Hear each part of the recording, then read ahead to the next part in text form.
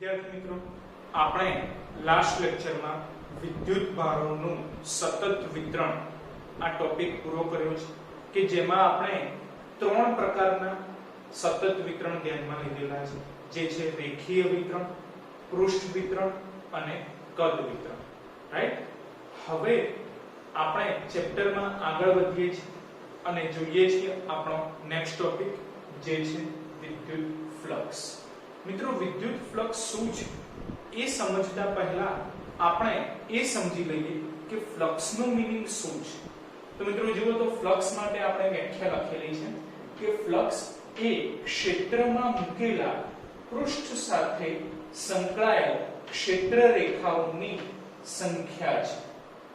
તેનો મીનિંગ શું થયો કે ફ્લક્સની વ્યાખ્યા પ્રમાણે આપણે કહી શકાય કે કોઈ પણ ક્ષેત્ર ધ્યાનમાં લઈએ, પછી ગુરુત્વીય ક્ષેત્ર હોય, પ્રકાશીય ક્ષેત્ર હોય, ચુંબકીય ક્ષેત્ર હોય કે વિદ્યુત ક્ષેત્ર હોય. રાઈટ? તો કોઈ પણ ક્ષેત્રમાં આપણે જો પૃષ્ઠ મૂકીએ તો એ પૃષ્ઠ સાથે સંકળાયેલ ક્ષેત્ર રેખાઓની સંખ્યાને ફ્લક્સ કહી શકાય. મિત્રો યાદ કરો તો વિદ્યુત ક્ષેત્ર ટોપિકમાં આપણે ધ્યાનમાં લીધું હતું કે કોઈ ચુંબક ધ્યાનમાં લઈએ તો ચુંબકની આસપાસ તેની આજુબાજુના કેટલાક વિસ્તારમાં ચુંબકીય ક્ષેત્ર ઉત્પન્ન થતું હોય છે.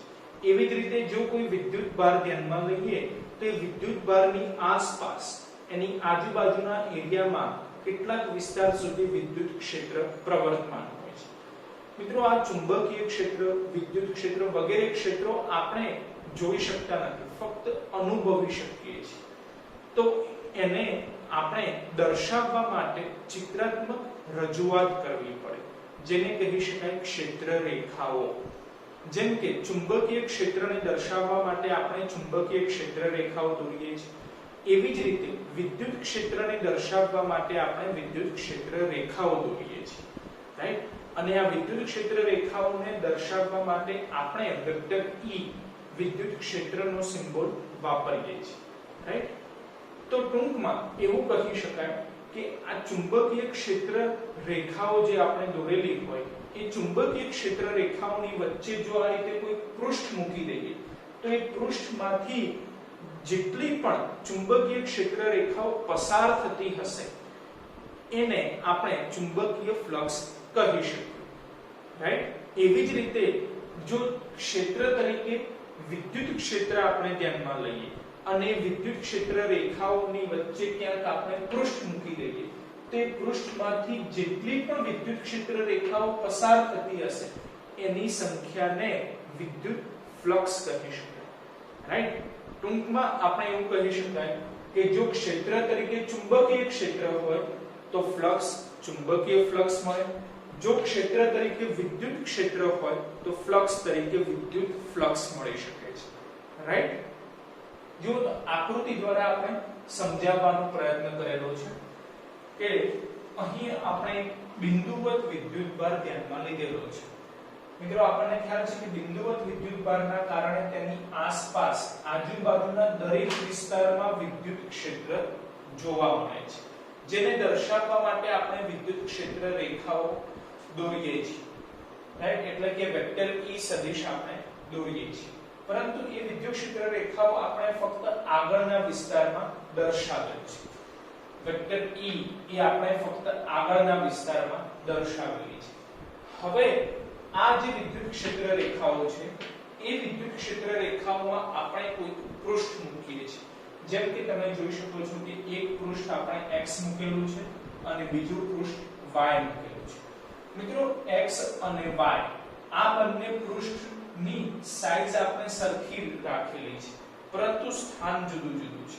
જેમ કે x પૃષ્ઠ એ ઉદ્ગમની નજીક છે અને y પૃષ્ઠ એ ઉદ્ગમથી દૂરની તરફ છે. મિત્રો, યાદ કરો તો વિદ્યુત ક્ષેત્ર ટોપિકમાં આપણે ભણી ગયેલા કે જો ઉદ્ગમથી નજીકના એરિયામાં આપણને ક્ષેત્ર રેખાઓ પાસે જોવા મળે છે, જેથી ત્યાં વિદ્યુત ક્ષેત્ર કેવું હોય છે તો પ્રબળ હોય છે. જ્યારે ઉદ્ગમથી જેમ જેમ આપણે દૂરની તરફ જઈએ એમ ક્ષેત્ર રેખાઓ વચ્ચેનું અંતર વધતું જાય છે, એટલે ક્ષેત્ર રેખાઓ દૂર દૂર ગોઠવાયેલી હોય છે, જેના કારણે ત્યાંના વિસ્તારમાં વિદ્યુત ક્ષેત્ર કેવું મળે છે તો પ્રમાણમાં નબળું મળે છે, રાઈટ? તો જુઓ તો x પૃષ્ઠ એ ઉદ્ગમની નજીક છે, જે કારણોસર એમાંથી પસાર થતી ક્ષેત્ર રેખાઓની સંખ્યા વધારે છે, રાઈટ? જ્યારે y પૃષ્ઠ એ ઉદ્ગમથી દૂરની તરફ છે, જે કારણોસર એમાંથી પસાર થતી ક્ષેત્ર રેખાઓની સંખ્યા કેવી છે તો ઓછી છે, જે કારણોસર આપણે કહી શકીએ કે ક્ષેત્ર રેખાઓની સંખ્યા એ જ ફ્લક્સ દર્શાવે છે. તો x પાસે ક્ષેત્ર રેખાઓની સંખ્યા વધારે છે, જે કારણોસર ફ્લક્સ કેવું મળે તો વધારે મળે, અને y પાસે ક્ષેત્ર રેખાઓની સંખ્યા ઓછી છે, તો ત્યાં ફ્લક્સ કેવું મળશે તો ત્યાં ફ્લક્સ ઓછું મળશે, રાઈટ? તો એનો મીનિંગ આપણે એવું કહી શકીએ કે ફ્લક્સ એ ડાયરેક્ટ ક્ષેત્ર રેખાઓની સંખ્યા ઉપર આધારિત છે, જે વ્યાખ્યા ઉપરથી પણ આપણે કહી શકીએ, રાઈટ? પરંતુ મિત્રો યાદ કરો તો વિદ્યુત ક્ષેત્ર ટોપિકમાં આપણે ભણી ગયેલા કે ક્ષેત્ર રેખાઓની સંખ્યાનો સીધો જ સંબંધ એ વિદ્યુત ક્ષેત્ર વેક્ટર E સાથે છે. એટલે કે ક્ષેત્ર રેખાઓની સંખ્યાને દર્શાવવા માટે આપણે વિદ્યુત ક્ષેત્ર વેક્ટર E સદિશનો પણ ઉપયોગ કરી શકીએ છીએ. તો આનો મીનિંગ આપણે એવો કાઢી શકીએ કે ફ્લક્સ એ કોની પર આધારિત છે તો વિદ્યુત ક્ષેત્ર વેક્ટર E ઉપર આધારિત છે, રાઈટ? તો હવે આપણે આકૃતિમાં બીજા બે પૃષ્ઠ ધ્યાનમાં લઈએ છીએ, જેમ કે P અને Q. મિત્રો અગાઉ આપણે જે બે પૃષ્ઠ ધ્યાનમાં લીધેલા x અને y, તો એ બંને પૃષ્ઠની સાઈઝ એક સરખી હતી, પરંતુ સ્થાન જુદું જુદું હતું. હવે આપણે આ જે બે પૃષ્ઠ ધ્યાનમાં લીધેલા છે P અને Q, એ બંનેની સાઈઝ જુદી જુદી છે, પરંતુ સ્થાન એક છે. જુઓ તો P અને Q બંને પૃષ્ઠનું સ્થાન એક જ છે, પરંતુ P પૃષ્ઠનું ક્ષેત્રફળ વધારે છે, રાઈટ? અને Q પૃષ્ઠનું ક્ષેત્રફળ ઓછું છે. તો જો તો P પૃષ્ઠમાંથી જે ક્ષેત્ર રેખાઓ પસાર થાય છે એની સંખ્યા કેવી છે તો વધારે છે, અને Q પૃષ્ઠમાંથી જે ક્ષેત્ર રેખાઓ પસાર થાય છે એની સંખ્યા કેવી છે તો ઓછી છે.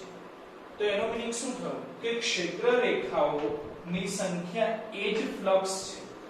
તો જ્યાં ક્ષેત્ર રેખાઓની સંખ્યા વધારે છે ત્યાં ફ્લક્સ કેવું હોય તો વધારે હોય. તેનો મીનિંગ શું થયું કે P માંથી ક્ષેત્ર રેખાઓ વધારે પડતી પસાર થાય છે, તો P પાસે ફ્લક્સ phi કેવું મળે તો વધારે મળે, રાઈટ? અને Q પાસે ક્ષેત્ર રેખાઓની સંખ્યા કેવી છે તો ઓછી છે.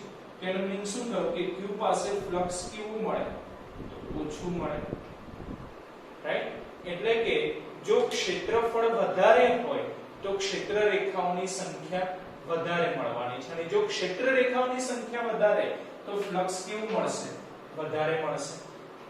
જો ક્ષેત્રફળ ઓછું હોય તો ક્ષેત્ર રેખાઓની સંખ્યા ઓછી થશે, અને ક્ષેત્ર રેખાઓની સંખ્યા ઓછી તો ફ્લક્સ કેવું મળે ઓછું મળે.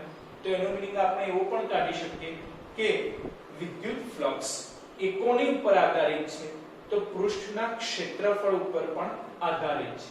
કારણ કે ક્ષેત્રફળ વધારે હશે તો ક્ષેત્ર રેખાઓની સંખ્યા પણ વધારે હશે. જો ક્ષેત્રફળ ઓછું હશે તો ક્ષેત્ર રેખાઓની સંખ્યા પણ ઓછી હશે. તો આના આધારે આપણે એવું કહી શકીએ કે ફ્લક્સ એ બે બાબતો ઉપર આધારિત છે. કઈ કઈ? તો પહેલી ક્ષેત્ર રેખાઓની સંખ્યા, જેને આપણે વિદ્યુત ક્ષેત્ર વેક્ટર E વડે દર્શાવી શકીએ છીએ. બીજી બાબત છે એ પૃષ્ઠનું ક્ષેત્રફળ.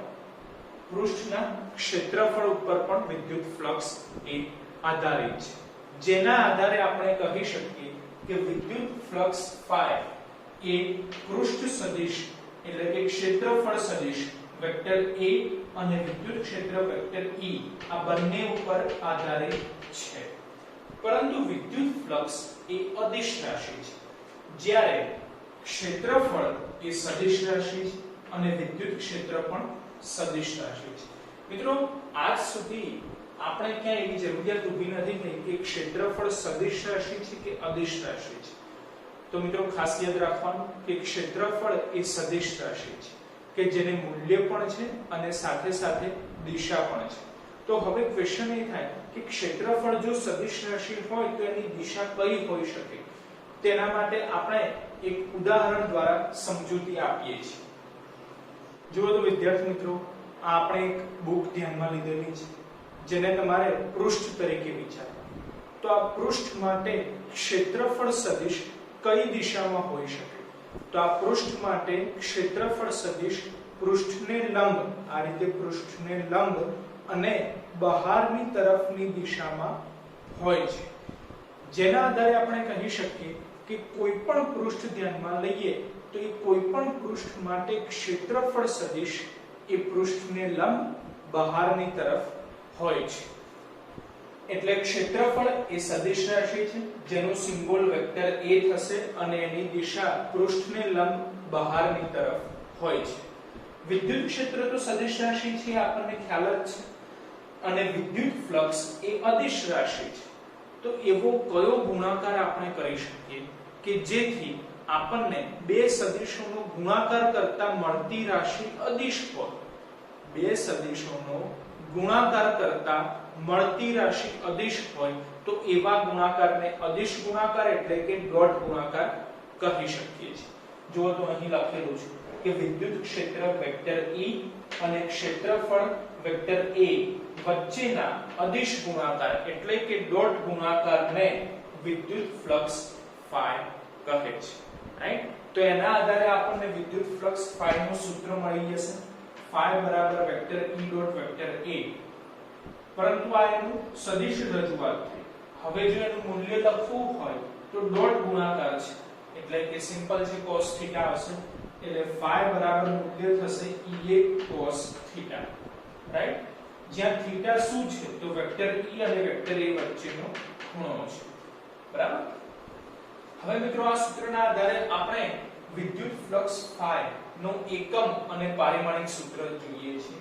જેમ કે એકમ તો વિદ્યુત ક્ષેત્ર વેક્ટર E, મિત્રો વિદ્યુત ક્ષેત્રનું એકમ શું થશે તો ન્યૂટન પર કુલમ્બ. એટલે ન્યૂટન પર કુલમ્બ.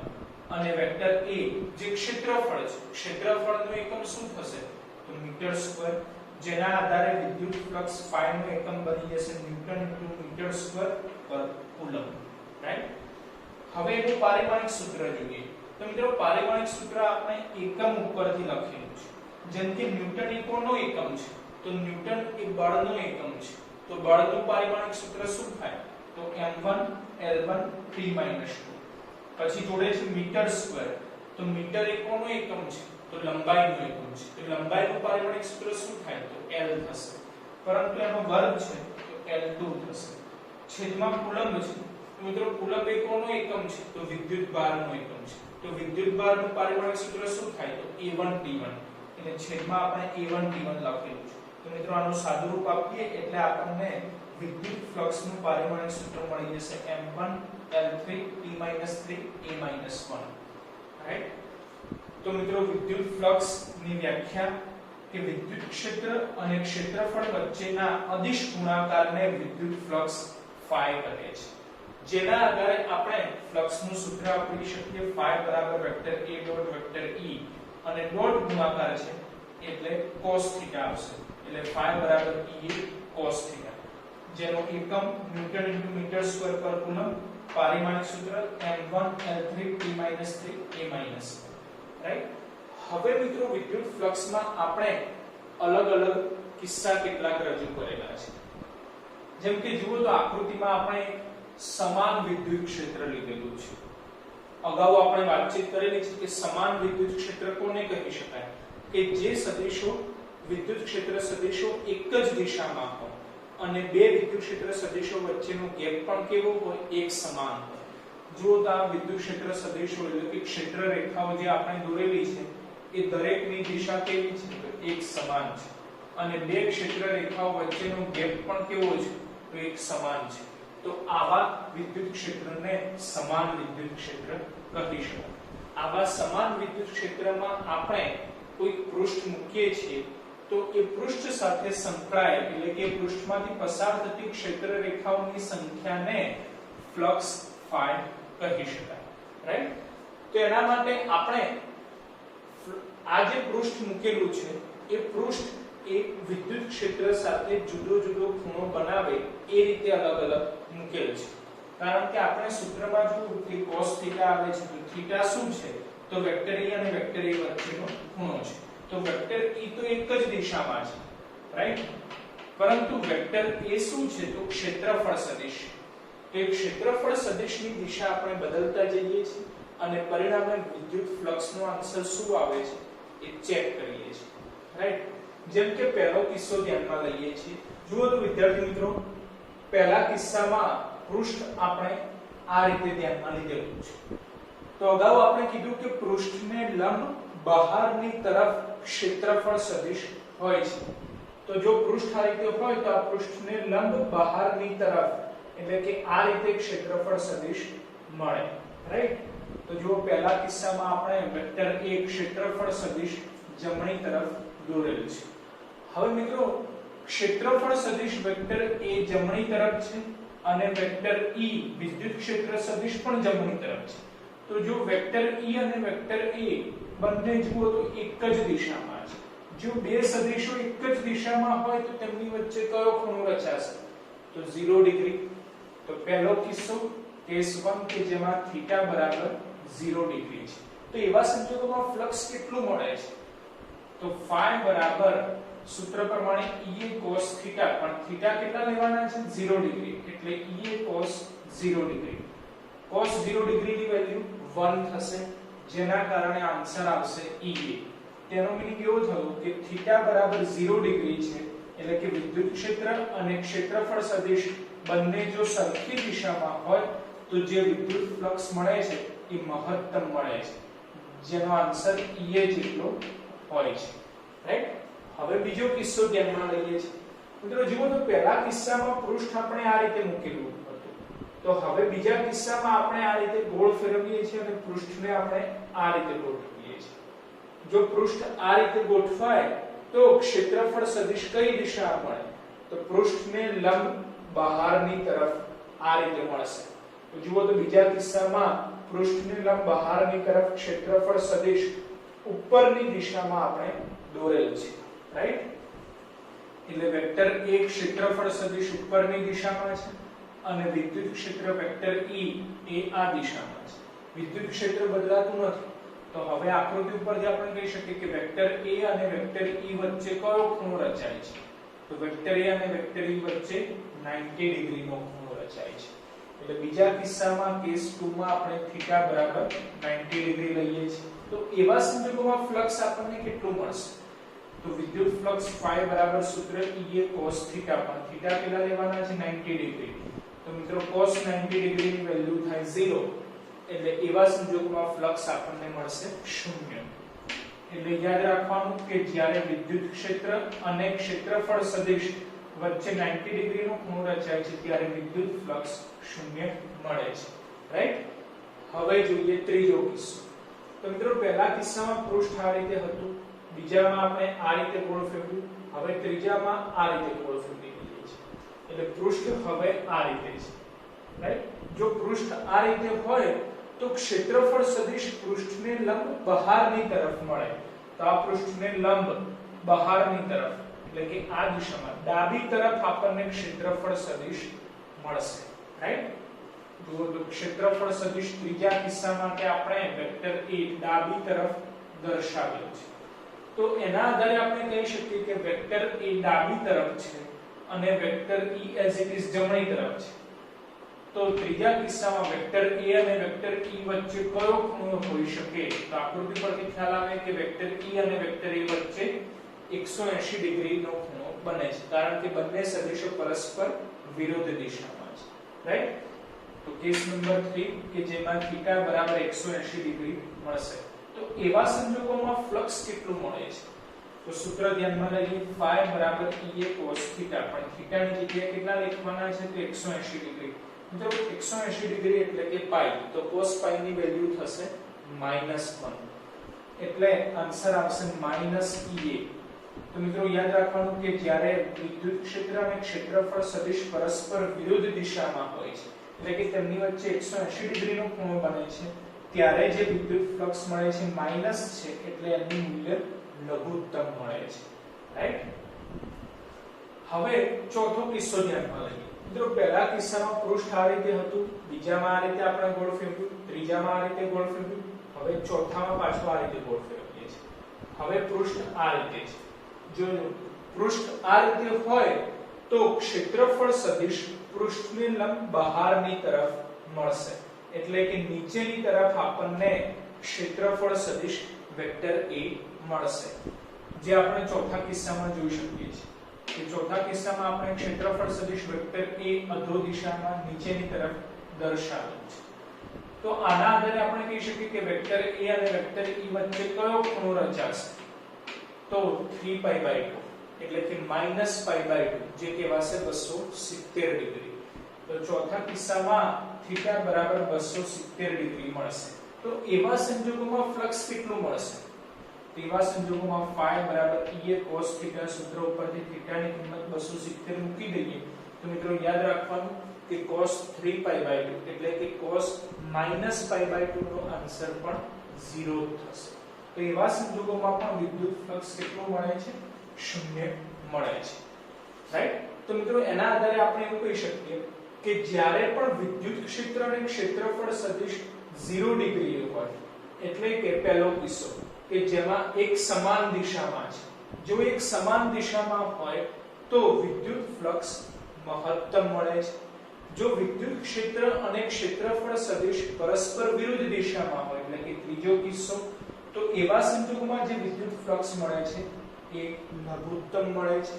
અને આ સિવાયના બે કિસ્સા કે જેમાં વિદ્યુત ક્ષેત્ર અને ક્ષેત્રફળ સદિશ વચ્ચે 90 ડિગ્રી અને 3π/2 એટલે કે 270 ડિગ્રીનો ખૂણો બને છે, એવા સંજોગોમાં વિદ્યુત ફ્લક્સ આપણને 0 મળે છે, રાઈટ? હવે આપણે આજ ફ્લક્સની થિયરીમાં આગળ વધીએ છીએ. જેમ કે આ ચાર કિસ્સામાં આપણે એવું નક્કી કર્યું કે વિદ્યુત ક્ષેત્ર સમાન છે, એટલે કે એક જ દિશામાં છે. પરંતુ હવે જો વિદ્યુત ક્ષેત્ર અસમાન હોય તો એવા સંજોગોમાં આપણે ફ્લક્સ કેવી રીતે નક્કી કરી શકીએ છીએ? જો તો અહીં આપણે એક મોટું પૃષ્ઠ ધ્યાનમાં લીધેલું છે અને આ પૃષ્ઠ સાથે સંકળાયેલ ક્ષેત્ર રેખાઓ એટલે કે વિદ્યુત ક્ષેત્ર રેખાઓ આપણે આ રીતે ડ્રો કરેલી છે. જે તમે આકૃતિમાં જોઈ શકો છો કે વિદ્યુત ક્ષેત્ર રેખાઓ એક સમાન નથી. ક્ષેત્ર રેખાઓ વચ્ચેનો ગેપ જુદો જુદો છે. ક્ષેત્ર રેખાઓના આધારે ક્ષેત્ર સદિશની દિશા પણ જુદી જુદી છે, જેના આધારે આપણે કહી શકીએ કે આ પૃષ્ઠ સાથે સંકળાયેલું જે વિદ્યુત ક્ષેત્ર છે એ અસમાન વિદ્યુત ક્ષેત્ર છે, રાઈટ? તો આવા અસમાન વિદ્યુત ક્ષેત્રમાં જો આપણે કોઈ પૃષ્ઠ ધ્યાનમાં લઈએ તો એ પૃષ્ઠ સાથે સંકળાયેલ આપણે ફ્લક્સ નક્કી કરવું હોય તો પૃષ્ઠ ખૂબ જ મોટા પ્રમાણમાં છે. તો એની સાથે સંકળાયેલ ફ્લક્સ નક્કી કરવા માટે આપણે શું કરવું પડે કે એ પૃષ્ઠનું સૂક્ષ્મ ખંડોમાં વિભાજન કરવું પડે. જુઓ તો એમાંનો એક આપણે સૂક્ષ્મ ખંડ ધ્યાનમાં લીધેલો છે જે છે dA વેક્ટર. જેમ આપણે વિદ્યુત ભારોનું સતત વિતરણ એટલે કે લાસ્ટ લેક્ચરમાં નક્કી કરેલું કે કોઈ અનિયમિત આકાર ધ્યાનમાં લઈએ, જેમ કે રેખીય વિતરણમાં કોઈ રેખા ધ્યાનમાં લઈએ, પૃષ્ઠ વિતરણમાં કોઈ પૃષ્ઠ એટલે કે વર્તુળ ધ્યાનમાં લઈએ, અથવા તો કદ વિતરણમાં આપણે કોઈ કદ માટે સમઘન અથવા ગોળો ધ્યાનમાં લઈએ, તો એની સાથે સંકળાયેલ વિદ્યુત ક્ષેત્ર શોધવું હોય તો આપણે શું કરવું પડે? એનું સૂક્ષ્મ ખંડોમાં વિભાજન કરવું પડે. એવી જ રીતે આ જે કોઈ પૃષ્ઠ છે એ ખૂબ મોટા પ્રમાણમાં છે, તો એની સાથે સંકળાયેલ જો આપણે વિદ્યુત ફ્લક્સ નક્કી કરવું હોય તો આ મોટા પૃષ્ઠનું સૂક્ષ્મ ખંડોમાં વિભાજન કરવું પડે. તો એમાંનો જે આપણે આ સૂક્ષ્મ ખંડ દર્શાવેલો છે, આ સૂક્ષ્મ ખંડ છે એ પૃષ્ઠ સ્વરૂપે છે. તો એના માટે આપણે પૃષ્ઠ સદિશ એટલે કે ક્ષેત્રફળ સદિશ ડ્રો કરવો પડે જે પૃષ્ઠને લંબ બહારની તરફ હોય. તો આ પૃષ્ઠ છે એ આ રીતે છે. વાસ્તવમાં પૃષ્ઠ આ રીતે છે, તો એને લંબ બહારની તરફ એટલે કે ક્ષેત્રફળ સદિશ આપણને આ રીતે મળશે ઉપરની તરફ. એટલે જો ક્ષેત્રફળ સદિશ આપણને ઉપરની તરફ ડ્રો કરેલો છે, પરંતુ સૂક્ષ્મ ખંડ છે એટલે એના માટે ક્ષેત્રફળ સદિશ વેક્ટર A ની જગ્યાએ આપણે dA વેક્ટર લખેલું છે, કારણ કે આપણે કીધું કે સૂક્ષ્મ ખંડને દર્શાવવા માટે આપણે આગળ d સિમ્બોલનો ઉપયોગ કરીશું. એટલે આ જે સૂક્ષ્મ ખંડ આપણે ધ્યાનમાં લીધેલું છે એનું પૃષ્ઠ સદિશ એટલે કે ક્ષેત્રફળ સદિશ ઉપરની તરફ છે, જે આપણે dA વેક્ટર વડે દર્શાવેલ છે. મિત્રો વાસ્તવમાં આવું એક નહીં પણ અનેક સૂક્ષ્મ ખંડો છે. એ અનેક સૂક્ષ્મ ખંડોના કારણે આપણે સૌથી પહેલા ફ્લક્સ નક્કી કરવાનું, પણ જે રીતે લાસ્ટ લેક્ચરમાં આપણે વાતચીત કરી હતી કે જ્યારે પણ આપણે સૂક્ષ્મ ખંડોની વાતચીત કરીએ ત્યારે અનેક સૂક્ષ્મ ખંડો લેવાના, દરેક સૂક્ષ્મ ખંડની સાઈઝ કેવી રાખવાની, એક સરખી રાખવાની. એક સૂક્ષ્મ ખંડના આધારે જે આન્સર આવે એ દરેકના આધારે આવશે. એટલે છેવટે ટોટલ આપણે નક્કી કરવું હોય તો એનો સરવાળો કરવો પડે, પરંતુ વિદ્યુતભારોનું વિતરણ સતત રીતે થવાથી એ સરવાળો સંકલનમાં પરિણમે છે. રાઈટ? એટલે સૌપ્રથમ આપણે આ સૂક્ષ્મ ખંડના કારણે મળતું ફ્લક્સ શોધવાનું, એનું સંકલન કરીશું એટલે આખા પૃષ્ઠના કારણે મળતું ફ્લક્સ મળી જશે. રાઈટ? તો જો તો સૂક્ષ્મ ખંડ સાથે સંકળાયેલ વિદ્યુત ફ્લક્સ, ફ્લક્સ જેનો સંકેત આપણે ફાઈ લઈએ છીએ, પરંતુ સૂક્ષ્મ ખંડ સાથે છે એટલે આગળ d કરી દઈએ. રાઈટ? તો d ફાઈ બરાબર સૂત્ર શું કહે છે કે વિદ્યુત ક્ષેત્ર અને ક્ષેત્રફળ સદિશનો ડોટ ગુણાકાર. તો વિદ્યુત ક્ષેત્ર એટલે વેક્ટર E ડોટ સૂક્ષ્મ ખંડનું ક્ષેત્રફળ સદિશ જે છે dA વેક્ટર એટલે ડોટ dA વેક્ટર, ડોટ ગુણાકાર છે એટલે મૂલ્ય ધ્યાનમાં લઈએ તો cos થીટા આવશે એટલે EdA cos થીટા.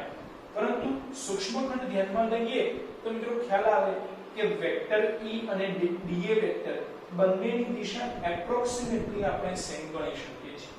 જો તો આકૃતિમાં ખ્યાલ આવશે કે dA વેક્ટર જે દિશામાં છે એ જ દિશામાં આપણને વેક્ટર E મળેલ છે. રાઈટ? બંનેની દિશા એપ્રોક્સિમેટલી સેમ છે. કેમ સેમ મળે છે? કારણ કે આપણે સૂક્ષ્મ ખંડ ધ્યાનમાં લીધેલું છે. બરાબર છે?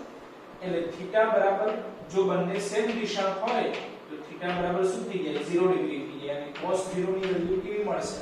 તો 1, જેના આધારે d phi નો આન્સર આવશે EdA. d phi બરાબર EdA. પણ આ d phi શું છે? સૂક્ષ્મ ખંડ સાથે સંકળાયેલ વિદ્યુત ફ્લક્સ.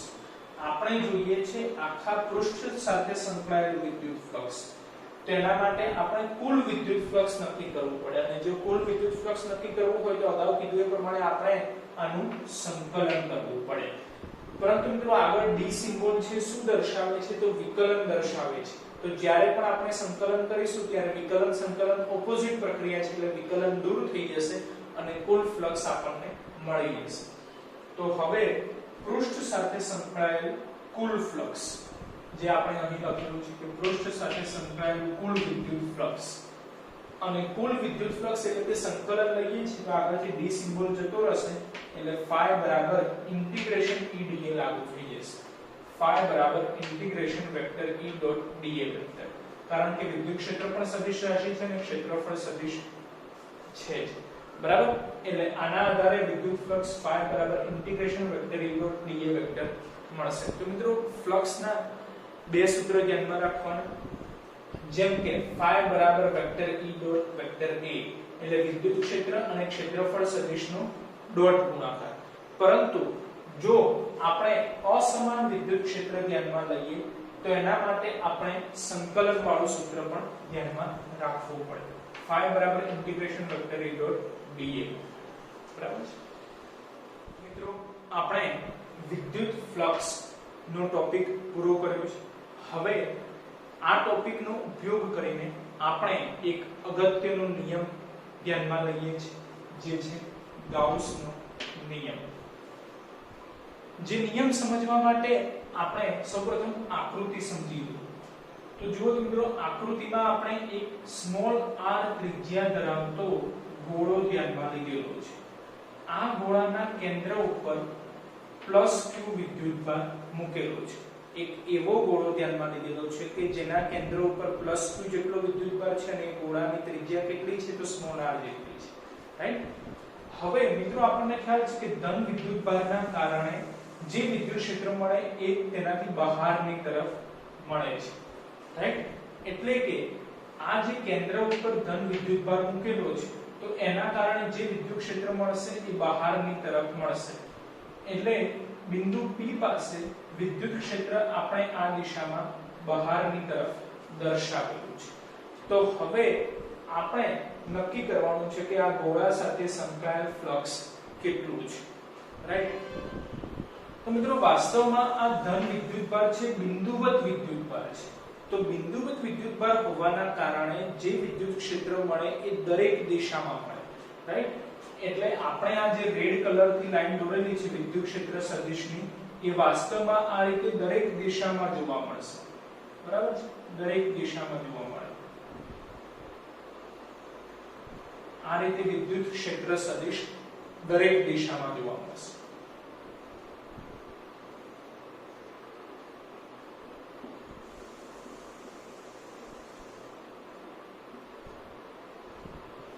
આ વિદ્યુત ક્ષેત્ર સદિશ ના કારણે આપણે આ ગોળા સાથે સંકળાયેલ ફ્લક્સ શોધવું હોય તો આપણે અગાઉ આ થિયરીમાં કીધું એ પ્રમાણે કે શું નક્કી કરવું પડે? સૂક્ષ્મ ખંડ ધ્યાનમાં લેવું પડે. એટલે કે ગોળાનું સૂક્ષ્મ ખંડોમાં વિભાજન કરવું પડે. તો એ સૂક્ષ્મ ખંડના કારણે આપણે ફ્લક્સ નક્કી કરવાનું અને આમાં અનેક સૂક્ષ્મ ખંડો રચાશે. એ દરેક સૂક્ષ્મ ખંડોના કારણે ફ્લક્સ એક સમાન જ મળશે, કારણ કે દરેક સૂક્ષ્મ ખંડોની સાઈઝ કેવી રાખવાની? એક સરખી રાખવાની, જેના કારણે જે ફ્લક્સ મળશે એ દરેક માટે એક સમાન રહેશે. પરંતુ વિદ્યુતભારનું વિતરણ કેવું છે? સતત છે. જે કારણોસર આપણે જે ફ્લક્સ મળશે એનો સરવાળો કરવો પડે અને એ સરવાળો સંકલનમાં પરિણમશે. મિત્રો આપણે અગાઉ પણ કીધેલું છે કે આ મેથડ મગજમાં યાદ રાખી લેવી કે જ્યારે પણ આપણે સૂક્ષ્મ ખંડો વાળી થિયરી ભણતા હોઈએ તો સૂક્ષ્મ ખંડ માટે આપણે જે તે રાશિ નક્કી કરવાની હોય સૌપ્રથમ શોધવાની, પરંતુ વાસ્તવમાં આવા એક જ સાઈઝના ઘણા બધા સૂક્ષ્મ ખંડો છે અને એના કારણે જે આન્સર આવશે એ દરેક માટે એક સમાન આવશે. એટલે આપણે એનો સરવાળો કરવો પડે, પરંતુ વિતરણ સતત હોવાથી એ સરવાળો સંકલનમાં પરિણમે. એટલે સૌપ્રથમ એક સૂક્ષ્મ ખંડના કારણે આપણે આન્સર લાવવાનો, પછી એનું કુલ નક્કી કરવા માટે આપણે એનું સંકલન કરવું પડે, રાઈટ. તો જો મિત્રો આપણે ગોળાનો કોઈ એક સૂક્ષ્મ ખંડ દર્શાવેલો છે, આ એક સૂક્ષ્મ ખંડ છે, એ સૂક્ષ્મ ખંડ એ પૃષ્ઠ છે, તો પૃષ્ઠ માટે પૃષ્ઠ સદિશ નક્કી કરવું પડે. તો આપણે હમણાં જ વાત કરી કે પૃષ્ઠ સદિશ ક્યાં હોય? તો પૃષ્ઠને લંબ બહારની તરફ. તો આ રીતે આપણે પૃષ્ઠ દોરેલું છે, તો પૃષ્ઠને લંબ બહારની તરફ dA વેક્ટર એ આપણને આ દિશામાં મળશે. તો આકૃતિ પરથી ખ્યાલ આવે કે dA વેક્ટર અને વેક્ટર E વચ્ચેનો ખૂણો કયો છે? તો થીટા બરાબર 0 ડિગ્રી છે, રાઈટ. dA વેક્ટર અને વેક્ટર E વચ્ચેનો ખૂણો આકૃતિમાં કયો છે? તો 0 ડિગ્રી છે. તો હવે ક્વેશ્ચન એ થાય કે દરેક સ્થાને શું થીટા બરાબર 0 ડિગ્રી મળશે કે નહીં? તો આપણે કીધું કે કેન્દ્રમાં જે વિદ્યુતભાર છે બિંદુવત વિદ્યુતભાર છે. બિંદુવત વિદ્યુતભારના કારણે જે વિદ્યુત ક્ષેત્ર મળે દરેક દિશામાં જોવા મળે. એટલે જુઓ તો વેક્ટર E સદિશ આપણે દરેક દિશામાં જોવા દોરેલા છે. તો હવે આપણે જે સૂક્ષ્મખંડ ધ્યાનમાં લઈએ એ આ સ્થાને લેવો, બીજા કોઈ સ્થાને ધ્યાનમાં લઈએ, બરાબર. જ્યાં ધ્યાનમાં લેવો હોય ત્યાં આપણે સૂક્ષ્મખંડ ધ્યાનમાં લઈ શકીએ છીએ. પણ સૂક્ષ્મખંડ ધ્યાનમાં લીધો એ પૃષ્ઠ સ્વરૂપે છે, તો પૃષ્ઠ સદિશ આપણે ડ્રો કરવો પડે. એટલે કે ક્ષેત્રફળ સદિશ. ક્ષેત્રફળ સદિશ એ પૃષ્ઠને લંબ બહારની તરફ હોય.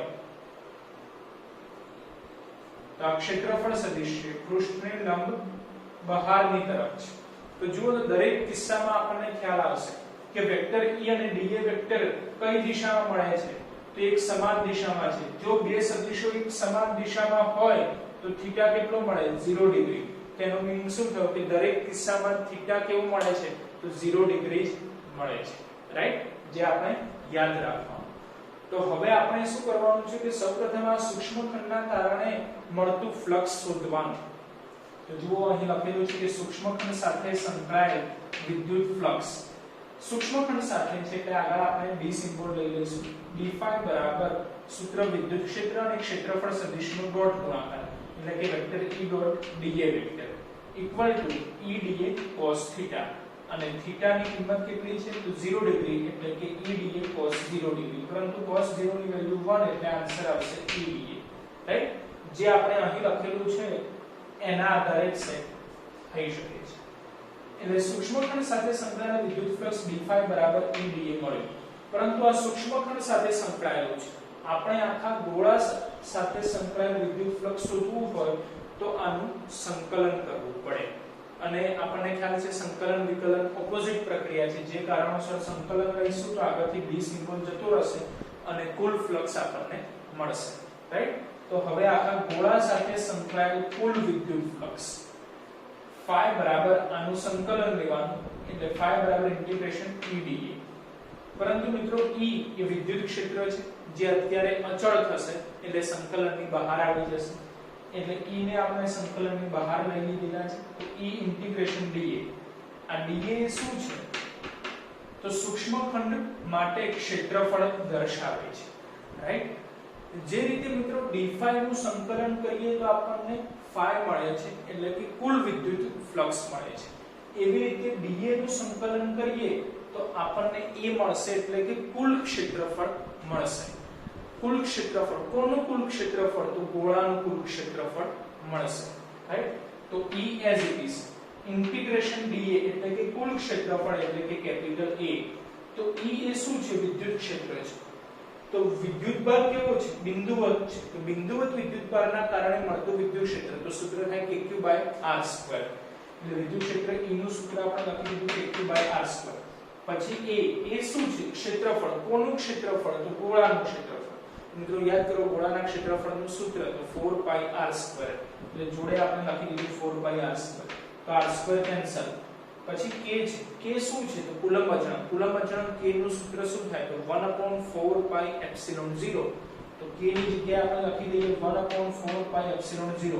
4π as it is 4π તો 4π કેન્સલ. તો બાકી શું રહ્યું? q/ε0. એટલે phi નો આન્સર આવી ગયો q/ε0. તો મિત્રો ગાઉસનો નિયમ એ આ સૂત્ર સ્વરૂપે જ યાદ રાખવું કે ફ્લક્સ phi બરાબર q/ε0. જ્યાં q શું છે? તો આખા ગોળા સાથે સંકળાયેલ કુલ વિદ્યુતભાર q અને ε0 શું છે? તે શૂન્ય અવકાશની પરમિટિવિટી છે. તો વિદ્યાર્થી મિત્રો આના આધારે આપણે ગાઉસનો નિયમ આ પ્રમાણે રજૂ કરી શકીએ છીએ કે કોઈ બંધ પૃષ્ઠ સાથે સંકળાયેલ કુલ વિદ્યુત ફ્લક્સ એટલે કે phi તે પૃષ્ઠ વડે ઘેરાતો કુલ વિદ્યુતભાર એટલે કે q અને શૂન્ય અવકાશની પરમિટિવિટી ε0 ના ગુણોત્તર બરાબર હોય છે, રાઈટ? મિત્રો નિયમ તમારી સ્ક્રીન સમક્ષ રજૂ કરેલ છે.